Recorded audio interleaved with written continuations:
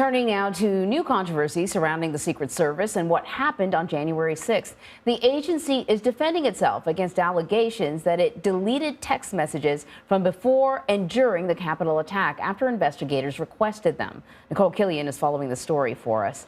Nikole, so some questions for you. What more can you tell us about these text messages? Well, we don't know exactly what these text messages contain, but we do know, according to a letter that was obtained by CBS News from the Department of Homeland Security Inspector General, that it does make reference to the fact that many Secret Service text messages were deleted on January 5th and January 6th, 2021, or I should clarify, from January 5th and January 6th. And so what the Secret Service is saying is that it reset its mobile phones as part of a system migration, and in that process, some data was lost, and this was before then information had been requested from the agency. The agency notes that it has provided more than 786,000 emails and more than 7,000 chat messages to the Department of Homeland Security Inspector General, which has been kind of looking into this. And so the nature of that letter to Congress was that it was having some issues accessing certain records, and in notifying Congress about it, it noted that some of these text messages from the 5th and 6th had been erased. So as we all know, you can delete something from your phone, you can delete something from your device, but it never really goes away, Nikole. So how is the January 6th committee responding to this? What steps are they going to take? You know, committee members met last night here at the Capitol. They really didn't comment or weigh in on the matter, but several chairs of the various Homeland Security committees, both on the House and Senate, did respond in statements saying that they are very concerned and deeply troubled by this, and they do want more information to try to get to the bottom of what happened. The Department of Homeland Security's Inspector General has offered to give a briefing to those respective committees, so we expect they'll probably take the IG up on that offer, because they do want more information about what happened. And so I want to ask you about something else that I wasn't even aware of, these negotiations that were happening, bipartisan negotiations that were happening about a key part of the president's agenda. And it's like Groundhog Day, because there's one senator that is holding everything up, and it's Joe Manchin. Can you talk about what we learned about what portion of the president's agenda is being sort of hijacked, for lack of a better word, and what is it that Joe Manchin doesn't like about it?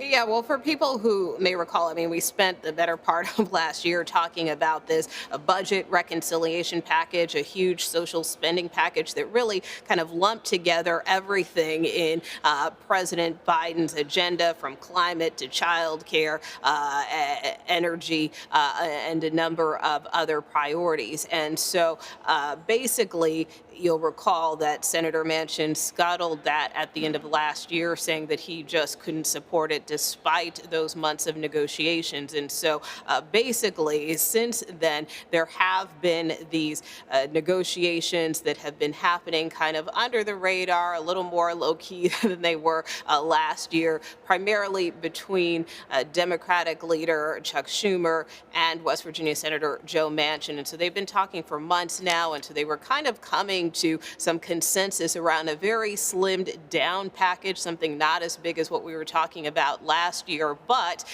we learned late last night that now Senator Manchin is really only willing to support a very narrow package, one that would only include, for instance, provisions to try to lower the cost of prescription drugs, to extend health care subsidies under the Affordable Care Act, which is a priority for Democrats. However, according to a Democrat familiar with these conversations, apparently Senator Manchin unequivocally stated that he would not support, for instance, any energy or climate provisions or efforts to close tax loopholes. So from that standpoint, Democrats were kind of hoping for that kind of fuller, slimmed down package, if you will. But now Senator Manchin is suggesting he won't even support that. Now, a statement from his spokesperson says that, these political headlines really won't do much to kind of address this issue, and that, Democratic leaders really need to put their agendas aside and kind of focus on some of these economic realities, because as we know, Senator Manchin all along has been saying one of his chief concerns with this package from the beginning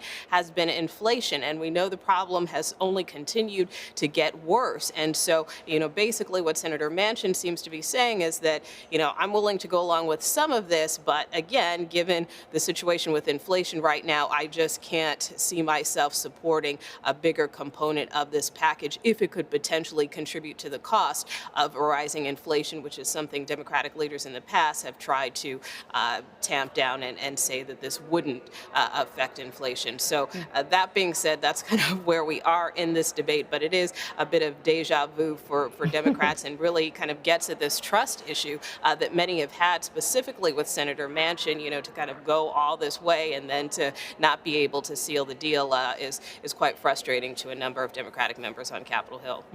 All right, Nikole, and to wrap it up, a source close to former President Trump tells CBS News, as you know, that he is considering a fall launch for his 2024 White House bid. Former president told New York Magazine he's already made up his mind about running again. Now it's just a matter of time on when he makes the announcement. What are you hearing about this, and what's the reaction on the Hill?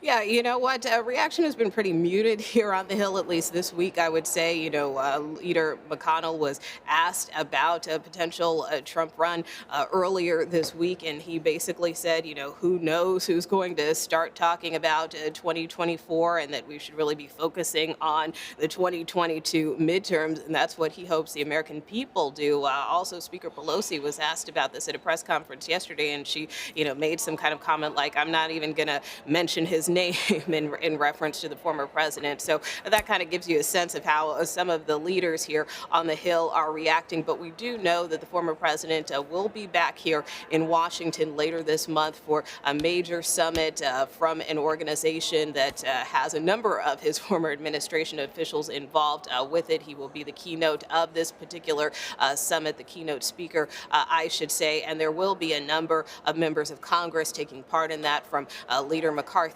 down on. So, we'll probably, I think, in the coming days and weeks kind of get a better sense or feel for how Republicans and Democrats, feel about a potential Trump announcement, if in fact that does come at some point before the midterms, which would really kind of upend the political process. A little untraditional, but as we know, that's kind of the former president's style, should he choose to go this route. An understatement. That is so true. Very much an understatement. Nikole Killion for us on the Hill. Nikole, thank you. You bet.